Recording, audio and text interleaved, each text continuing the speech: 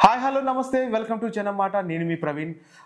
మొత్తానికి నిన్న కనిగిరి చంద్రబాబు నాయుడు గారి సభ చూస్తే నాకు ఒక ఇంట్రెస్టింగ్ టాపిక్ కొన్ని వీడియోలు మాత్రం సోషల్ మీడియాలో బాగా వైరల్ అయ్యాయి ఆ వీడియోలు మీకు కూడా చూపిస్తాను ఎందుకంటే చంద్రబాబు నాయుడు గారికి సంబంధించిన కొంతమంది ఏం చేస్తుంటారంటే జగన్ గారు మాట్లాడుతూ ఉంటే జగన్ గారికి సంబంధించిన వీడియోలు పెడతా ఉంటారు జగన్ గారు మాట్లాడుతుంటే వెళ్ళిపోతున్నారు ఆ వీడియోలు పెట్టే వాళ్ళు మరి ఈ వీడియోలు చూడరా మీరు కూడా చూడండి ఆ మీకోసం ఈ స్పెషల్గా ఈ వీడియో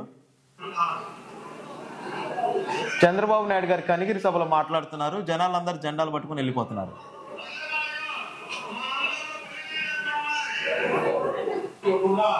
ఇగో చంద్రబాబు నాయుడు గారి సభ ఇక్కడ ఉంది పక్కనే ఈ సీట్లన్నీ చూడండి మొత్తం ఖాళీ ఉన్నాయి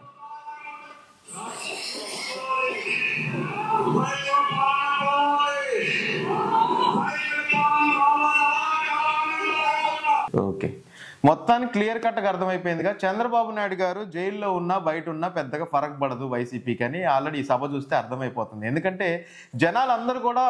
తండాలుగా బయటకు వెళ్ళిపోతున్నారు ఉన్నదే నలుగురు ఆ నలుగురు కూడా వెళ్ళిపోవడం జరిగింది వీడియోస్లో చూస్తే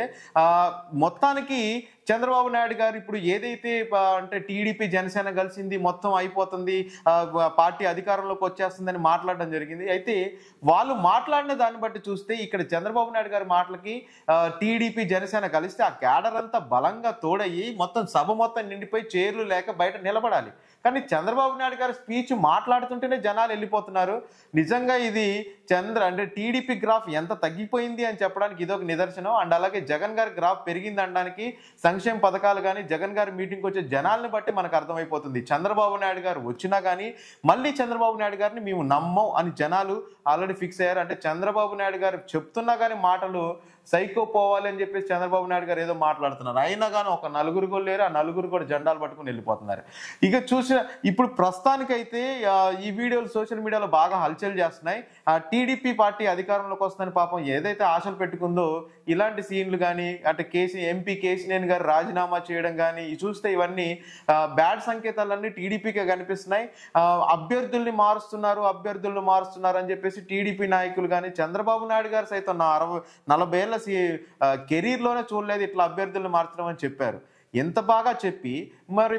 మీ పార్టీలో 2 సార్లు ఎంపీగా గెలిచిన కేసీనేని నాని గారికి ఎందుకు సీట్ ఇవ్వలేదు మళ్ళీ 3వ సారి అంటే సిట్టింగ్ ఎంపీ మీరు గెలిచిన ముగ్గురిట్లో ఒక ఎంపీకే మీరు సిట్టింగ్ని కంటిన్యూ చేయలేదు అంటే మీరు మాత్రం భయపడ్డట్టు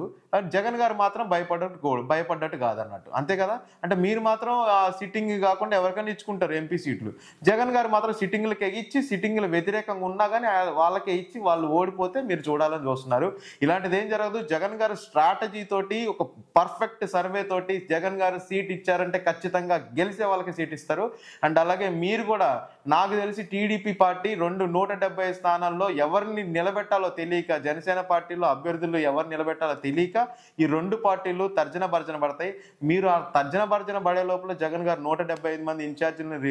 అనౌన్స్ చేసేస్తారు ఆల్మోస్ట్ అందరు గెలిచే అభ్యర్థులను అనౌన్స్ చేస్తారు ఏదైతే టార్గెట్ ఉందో 175కి 175 ఖచ్చితంగా రీచ్ అవుతారు అండ్ అలాగే ఈసారి వైఎస్ఆర్సీపీ పార్టీకి ఎన్ని సీట్లు వస్తాయి మీ అభిప్రాయాన్ని కింద కామెంట్ రూపంలో తెలియజేయండి